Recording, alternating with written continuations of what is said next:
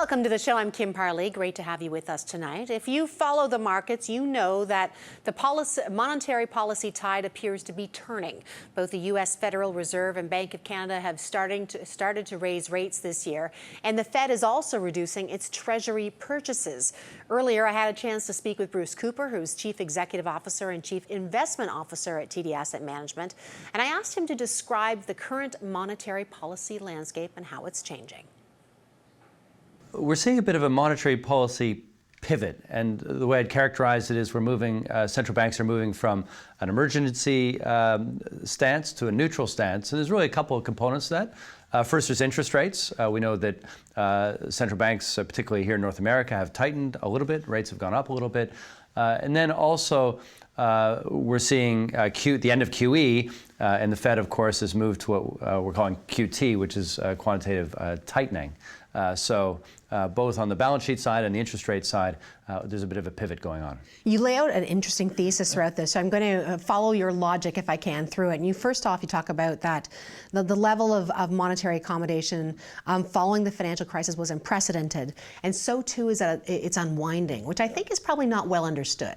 Yeah, look, interest rates at close to zero for 10 years was, from an historical perspective, incredibly unusual. And then the balance sheets got ginormous, if I use a technical term. And so this is really an unknown path. We haven't been here before. How are central banks going to extricate themselves from this extraordinary level of ease? It is a bit of an unknown path.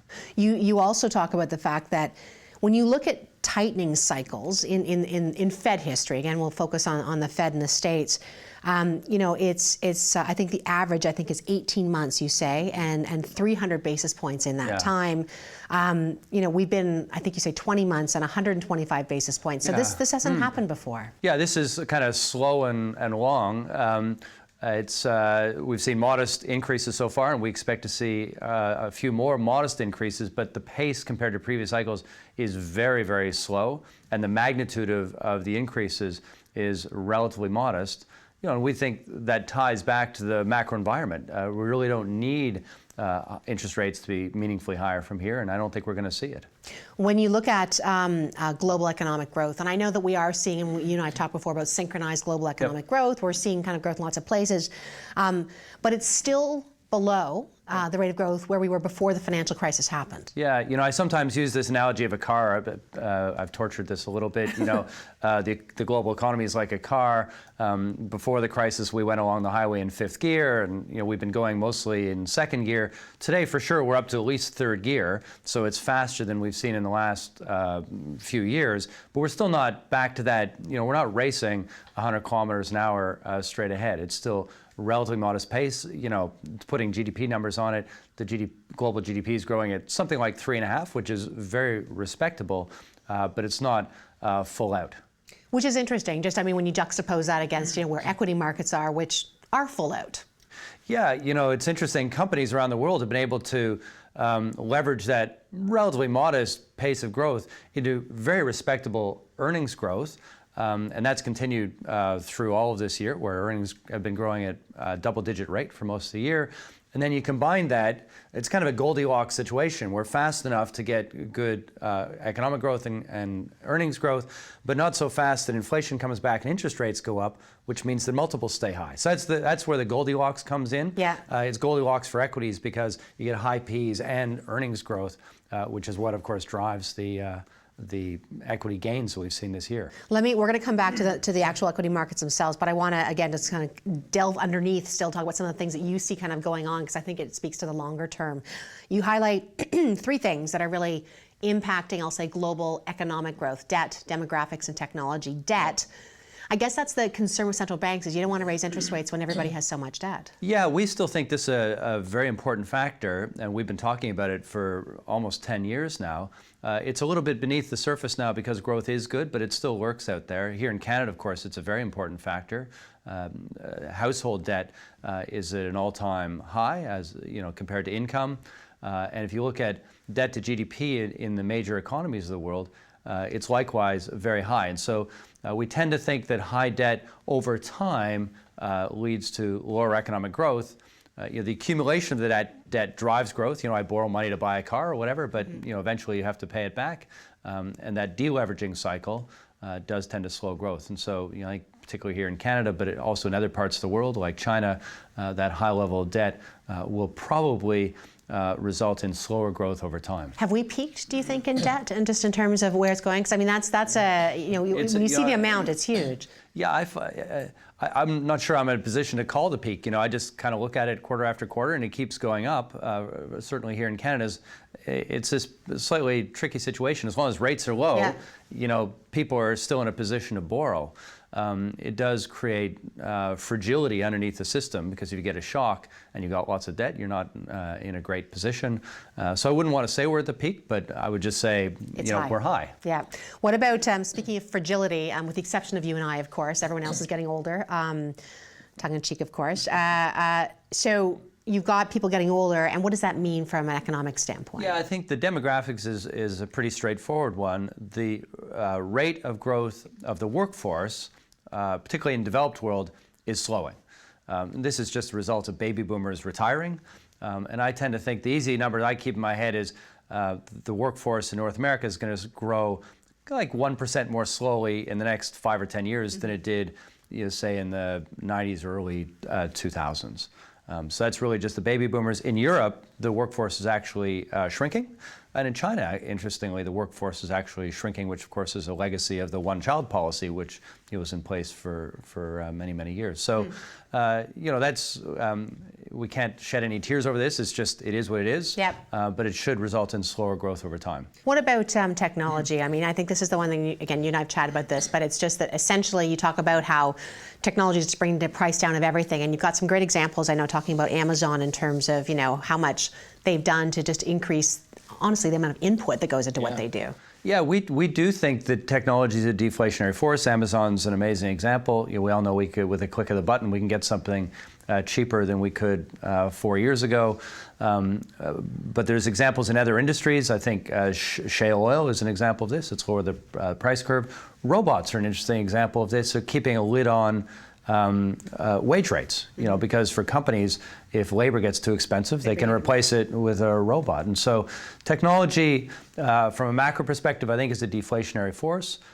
It should also produce improved productivity over time, which I think is very positive.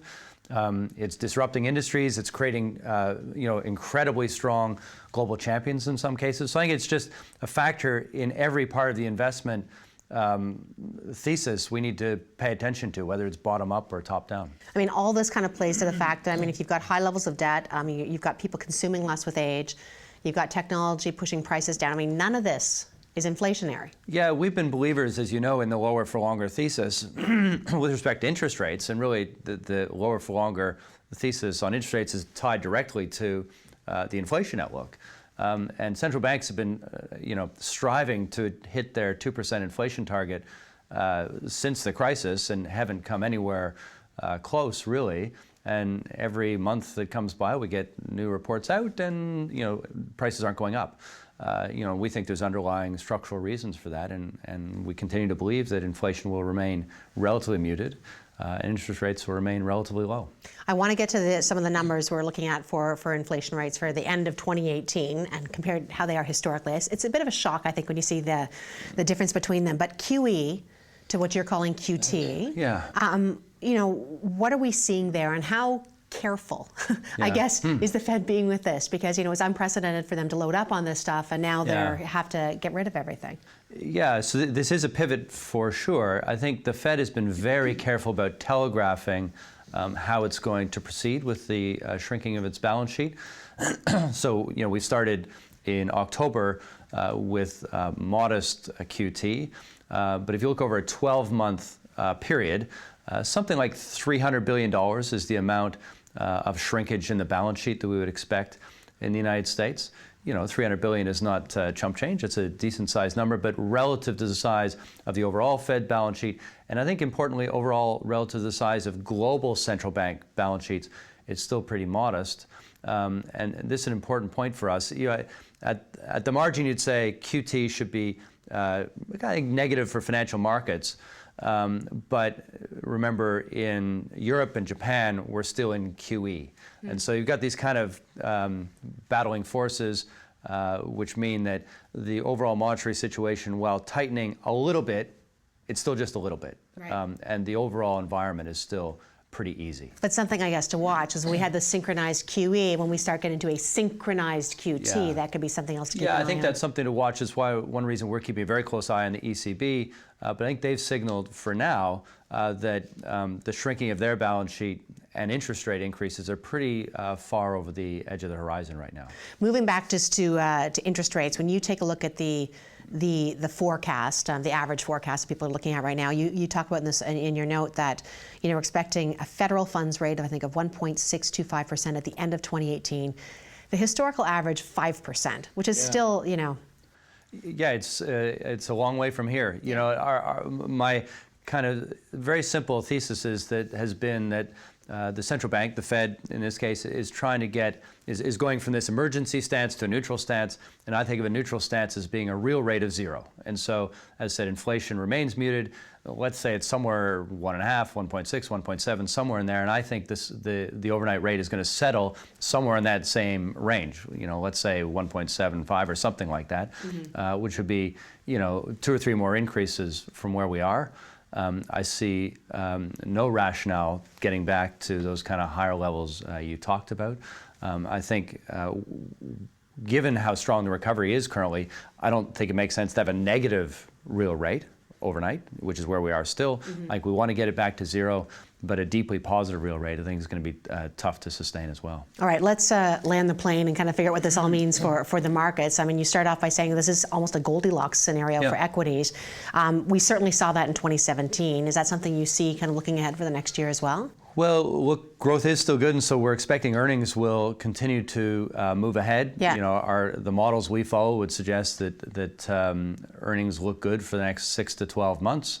That's a very positive backdrop. We would not expect multiple expansion from here. I think what I'm saying is because interest rates are low, you can sustain the higher multiples, but that doesn't mean they go even higher.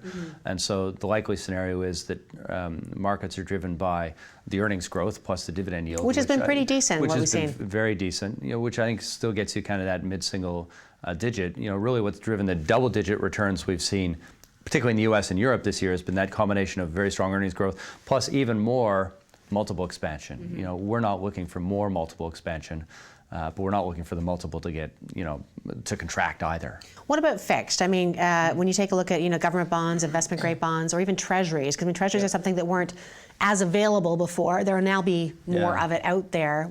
How's that going to change things? We've been very consistent in recent years, expecting low single digit, and funny enough, that's really what's been delivered. There've been quarters or 6-month periods where it's wobbled around a little bit, but if you look over the last 3 years, 4 years, 5 years, Canadian bonds have delivered you around 3%.